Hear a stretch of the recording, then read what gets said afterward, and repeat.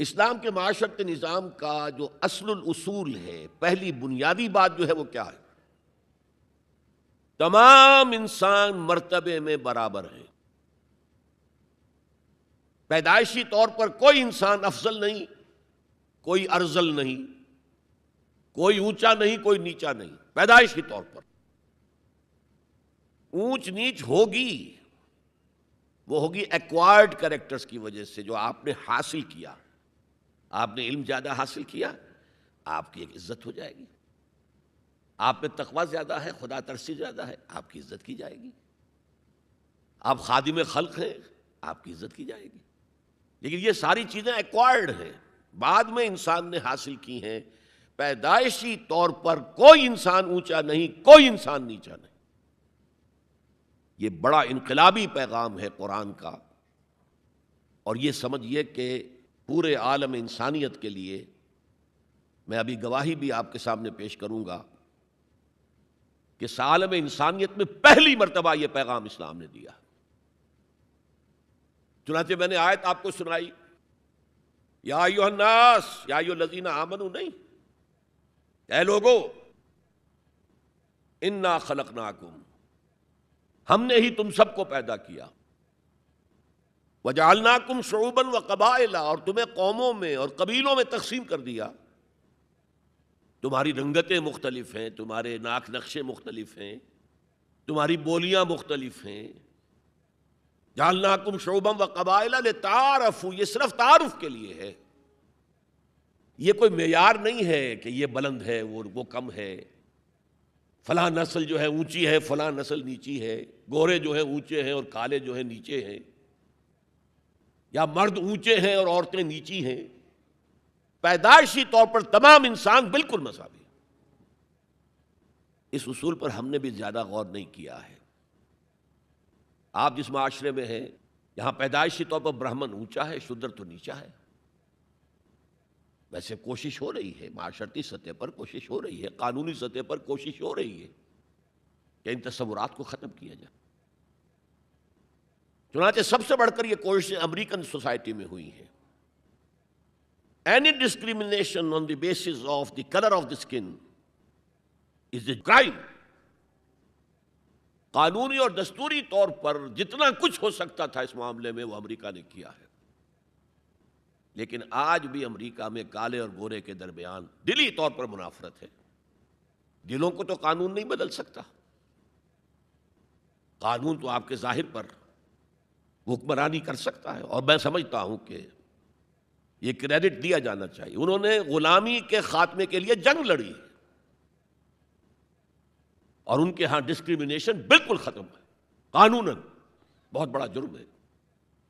پھر بھی حالات کیا ہیں؟ اگر کسی گوروں کی آبادی میں کوئی کالا افرو امریکن آ کر مکان خرید لیتا ہے تو اس آبادی میں جائیداد کی قیمت ایک دم گر جاتی ہے۔ اب وہ سارے گورے وہاں سے بیچ کے اپنے گھر باہر جا کے ٹاؤن شپس علیحدہ آباد کر لیتے ہیں، ان کے ساتھ رہنے کو تیار نہیں ہے۔ کون سا قانون روکے گا انہیں اس سے کہ آپ اپنا مکان نہیں بیچ سکتے، آپ کو یہیں رہنا پڑے گا؟ یہ تو کوئی بات نہ ہوئی۔ چنانچہ جو حضرات امریکہ آتے جاتے رہتے ہیں، ان کے علم میں ہے کہ ہر بڑے شہر کا جو ڈاؤن ٹاؤن ہے وہ افرو امریکنز کے قبضے میں ہے۔ بالٹیمور میں چلے جائیے، واشنگٹن میں چلے جائیے، لاس اینجلس میں چلے جائیے، جہاں جائیں گے ڈاؤن ٹاؤن وہ افرو امریکنز کالوں کے قبضے میں ہے، اور سب لوگ باہر نکل کے انہوں نے اپنی بستیاں بسا لی ہیں گوروں نے۔ تو یہ صورتحال، اس میں قرآن مجید کہتا ہے کہ دیکھو لوگوں، تم میں کوئی بنیادی طور پر، پیدائشی طور پر، رنگت کی وجہ سے، نسل کی وجہ سے کوئی نہ افضل ہے نہ مفضول ہے، نہ کوئی اعلیٰ ہے نہ ادنا ہے، کلکم۔ اور اس پر میں نے جو پیش کی ہے گواہی مزید حضور کی حجۃ الوداع کے خطبے سے، لا فضل لعربی علی عجمی ولا لعجمی علی عربی ولا لاسود علی احمر ولا لاحمر علی اسود الا بالتقوی کلکم بنو آدم وآدم من تراب۔ کسی عرب کو کسی اجمی پر کوئی فضیلت حاصل نہیں، حالانکہ عربوں کی گھٹی میں پڑا ہوا تھا کہ ہم بہت افضل ہیں۔ نطق تو ہمارے پاس ہے، بات ہم کر سکتے ہیں، خطیب ہمارے ہیں، باقی دنیا تو عجمی ہے، گونگے ہیں یہ لوگ۔ عجم کے معنی کیا؟ گونگے۔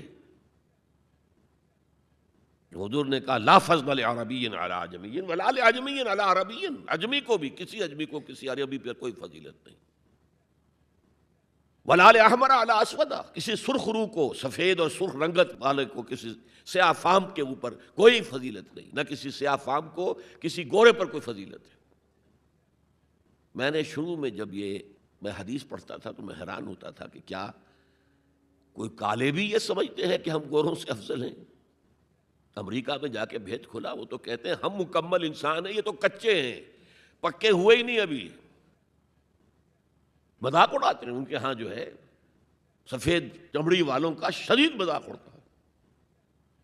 تو حضور نے تو کہا تھا 1400 برس پہلے لولا لفضل لاسود علی احمر ولا لاحمر علی اسود، کسی گورے کو کسی کالے پر، کسی کالے کو کسی گورے پر کوئی فضیلت نہیں۔ کلکم بنو آدم، تم سب کے سب آدم کی نسل ہو، وآدم من تراب، اور آدم مٹی سے بنے تھے علیہ الصلوۃ والسلام۔ یہ جو نکتہ میں اتنے اہتمام سے بیان کر رہا ہوں، اس کے لیے میں گواہی اب دے رہا ہوں ایچ جی ویلز کی، نام سنا ہوگا آپ نے۔ وہ زیادہ مشہور تو ہے سائنٹیفک فکشن کے معاملے میں، اس نے اپنے زمانے میں ایسی کہانیاں لکھی، ایسے افسانے لکھے جو آنے والے دور میں سائنس کے جب کہ عروج ہونے والا تھا تو واقعات کے طور پر سامنے آنے والے تھے۔ سائنٹیفک فکشن، کہانیاں لکھنا، افسانے لکھنا سائنسی بنیادوں پر۔ لیکن تاریخ عالم پر بھی ان کی 2 کتابیں اس شخص کی جو ہیں وہ بہت ہی عمدہ ہیں، اس میں کوئی شک نہیں۔ A short history of the world, اور دوسری ہے a concise history of the world. Concise history of the world میں پہلے میں یہ بیان کر دوں کہ اس نے حضور پر بڑے کیچڑ اچھالا ہے۔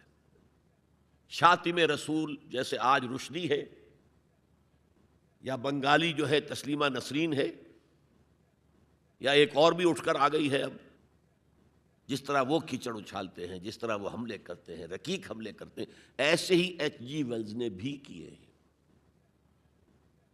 یہ میں کس لیے بتا رہا ہوں؟ تاکہ یہ بات جو ہے واضح ہو جائے کہ وہ عقیدت مند نہیں ہے، حضور کا دشمن ہے۔ اور عربی کی کہاوت یہ ہے کہ الفضل ما شہدت بہ الاعداء، دوست اور عقیدت مند تو تعریف کریں گے، کیا کسی مسلمان کے لیے ممکن ہے کہ حضور کی تعریف نہ کرے؟ بلکہ وہ نعتیں پڑھتے ہوئے غلوب بھی کر جائیں گے، کہیں سے کہیں پہنچا دیں گے۔ ہاں اگر دشمن تعریف کرے تو وہ بات ہے کہ جو قابل غور ہے۔ میں نے اس لیے اسٹیبلش کیا دشمن ہے، دوست نہیں ہے، عقیدت مند نہیں ہے۔ لیکن جو چیپٹر اس کا ہے حضور کی زندگی پر، اس کے آخر میں آ کر خطبہ حجۃ الوداع کا یہ حوالہ اس نے دیا، لا فضل لعربی علی عجمی ولا لعجمی علی عربی ولا لاسود علی احمر ولا لاحمر علی اسود الا بالتقوی۔ اور اس کے بعد جو اس کا ری ایکشن ہے، اس پر جو تبصرہ تھا کہہ رہا ہوں، اس کی وجہ بتا دوں گا بعد میں۔ معلوم ہوتا ہے گھٹنے ٹیک کر کوئی شخص جو ہے اور سر جھکا کر خراج عقیدت پیش کر رہا ہے۔ ایگزیکٹ الفاظ یہ تھے اس کے، although the sermons of human equality, fraternity and freedom were said before also, and we find a lot of such sermons in Jesus of Nazareth, but it must be accepted that it was Muhammad sallallahu alayhi wasallam who for the first time in human history established a society based on these principles، کہ اگرچہ انسانی مساوات، اخوت اور حریت کے واعظ تو پہلے بھی بہت کہے گئے تھے، بہت کہے گئے تھے، بہت کہے گئے تھے، اب عیسائی ہونے کے باوجود کہتا ہے کہ مسیح ناصری، جیزس آف نظرت، حضرت عیسیٰ علیہ السلام کے ہاں بھی واعظ تو بہت ہیں، لیکن ان اصولوں پر کوئی معاشرہ وہ قائم نہیں کر سکے۔ تاریخ انسانی میں پہلی شخصیت محمد کی ہے صلی اللہ علیہ وسلم، جس نے کہ ان اصولوں پر معاشرہ بالفعل قائم کر کے دکھایا۔ اچھا اب آئیے اس کی اہمیت پر۔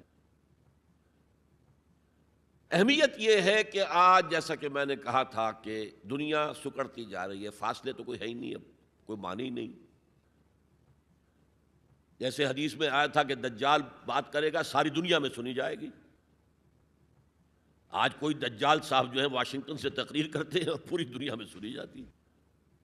اب جو یہ دنیا چھوٹی ہو رہی ہے تو اس کا ایک منطقی تقاضا یہ ہے، یہ جو نیو ورلڈ آرڈر کی بات ہے یہ منطقی ہے، کوئی ایک عالمی ریاست ہونی چاہیے۔ اب یہ چھوٹی چھوٹی ریاستیں، نیشن سٹیٹس وغیرہ، یہ تو لڑتی بھڑتی رہیں گی، اس نے اس کے اوپر چڑھائی کر دی، اس نے اس پر چڑھائی کر دی، تو ایک کوئی عالمی ریاست، گلوبل سٹیٹ قائم ہونی چاہیے۔ لیکن اس کے لیے بنیاد کہاں سے لائیں؟ انسانوں کو جوڑیں کیسے؟ وہ تو نسل کی بنیاد پر جو ہے کٹے ہوئے ہیں، رنگت کی بنیاد پر ان کے دلوں کے درمیان جو ہے بودھ ہے۔ انسانیت کو ایک کرنے والی یا ایک ڈوری میں پرونے والی شے کون سی ہے؟ کون سی ڈوری ہے؟ دیکھیے انہی حالات کا تقاضا تھا، لیگ آف نیشنز قائم ہوئی تھی، لیکن چونکہ سارے فاصلے جو ہے خارج میں کم ہوئے ہیں، دلوں کے فاصلے جو کہ تو برقرار ہیں، ناکام ہو گئی، ختم ہو گئی۔ اقبال نے اس کی موت کی پیشن گوئی کی تھی، بیچاری کئی روز سے دم توڑ رہی ہے، ڈر ہے خبر بد نہ میرے منہ سے نکل جائے۔ تقدیر تو مبرم نظر آتی ہے ولیکن پیران کلیسا کی دعا ہے کہ یہ ٹل جائے، کسی طرح لیگ آف نیشنز باقی رہ جائے۔ ختم ہو گئی، اب یونائٹڈ نیشنز ہے، بالفعل ختم ہو چکی، سپر پاورز کے مفادات کے تحت۔ اور اب تو وہ سپر پاورز بھی دو نہیں، سپریم پاور جو ہے وہ یونائٹڈ نیشنز کی اکثریت روکنا چاہے وہ نہیں رکتی۔ عراق پر حملے کے معاملے میں کون ساتھ تھا ان کے؟ بائی پاس کیا، دفاع ہو جاؤ، ہمیں کوئی حیثیت زبریت نہیں تمہاری۔ تو یہ بھی دم توڑ رہی ہے، یونائٹڈ نیشنز کا وجود کیا رہ جائے گا؟ بیچاری کئی روز سے دم توڑ رہی ہے، یہ عراق پر حملے کے ساتھ جو ہے اس کا دم جو ہے عالم نزاع شروع ہو چکا ہے۔ ڈر ہے خبر بد نہ میرے منہ سے نکل جائے، تقدیر تو مبرم نظر آتی ہے، تو اٹل نظر آتا ہے کہ یہ فیل ہو جائے گا، ادارہ ختم ہو جائے گا۔ پیران کلیسا کی دعا ہے کہ یہ ٹل جائے، وہاں دعائیں ہو رہی ہیں کہ ابھی یہ برقرار رہے۔ اس پس منظر میں قرآن دو بنیادیں دیتا ہے کہ جو تمام انسانوں کو جوڑنے والی ہیں۔ ایک وحدت الہ، وحدت خالق، تم سب کا خالق ایک ہی ہے، اللہ۔ اب ایوولوشن کی تھیوری ماننے والے کیسے مانیں گے کہ کوئی ایک اللہ ہے، کوئی ایک خالق ہے؟ تو نہیں مان سکتے۔ نمبر دو، تم سب ایک ہی جوڑے کی اولاد ہو، یا ایھا الناس انا خلقناکم، اے تمام انسانوں ہم نے تم سب کو پیدا کیا۔ وحدت خالق، وحدت الہ، اس پر سب جڑ جائیں گے آپس میں، ہندی ہوں، چینی ہوں، پاکستانی ہوں، ایرانی ہوں، امریکی ہوں، کالے ہوں، گورے ہوں، پیلے ہوں، سب اللہ کی مخلوق۔ اگر دل میں اللہ پر یقین ہے تو یہ پھر سارے جو فرق ہیں ایویپوریٹ ہو جائیں گے۔ ایک کالے حبشی کو جس کے گھنگریا والے بال تھے، ہونٹ موٹے موٹے تھے، شین ادا نہیں کر سکتا تھا، اشہدو نہیں کہہ سکتا تھا، اشہدو کہتا تھا، بلال۔ اور حضرت عمر فاروق جو اسلام سے پہلے بڑے نیشنلسٹ تھے، اپنی قرشیت پر فخر، اپنے خاندان پر فخر، اور وہ عمر فاروق جبکہ وہ خلیفہ تھے حضرت بلال کا نام نہیں لیتے تھے سیدنا کے بغیر، سیدنا بلال، سیدنا بلال، سیدنا بلال۔ حضرت ابو بکر کے بارے میں فرماتے ہیں ابو بکر سیدنا وآتق سیدنا، ابو بکر خود بھی ہمارے سردار ہیں، انہوں نے ہمارے سردار کو آزاد کرایا تھا خرید کر۔ تو یہ فرق تو جب تک کہ آپ اللہ پر ایمان نہ رکھتے ہوں تو کوئی بنیاد ہی نہیں ہے۔ ہمارے ان کے درمیان کیا بنیاد ہے؟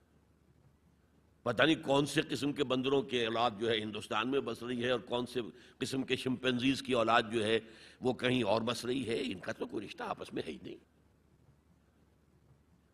پھر یہ کہ وحدت آدم و حوا، انا خلقناکم، نمبر ایک، من ذکر و انثی، ایک مرد اور ایک عورت سے پیدا کیا۔